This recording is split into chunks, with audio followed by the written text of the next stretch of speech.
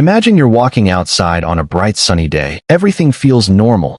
And then, poof, the sun vanishes, and in its place is a giant glowing light bulb floating in space, like someone plugged the universe into a cosmic socket. Funny? Yes. Terrifying? Definitely. The sun isn't just a giant lamp. It's a nuclear furnace blasting out unimaginable energy, while a light bulb, no matter how big, is basically a birthday candle compared to a campfire. Within hours, Earth would start cooling. Within days, the oceans would freeze at the edges, and within weeks, we'd be living on an ice ball. Even if the bulb had magical infinite energy and shined as bright as the sun, its light would still be wrong. Plants need specific wavelengths for photosynthesis, so crops and forests would collapse, dragging the food chain down with them. And that's not even the worst part. The sun's gravity holds the solar system together. A light bulb, unless it had the sun's exact mass, wouldn't keep Earth in orbit. We'd drift into space like a car with the engine off, dragging the moon along with us. But let's go full imagination. Say it's a magical bulb.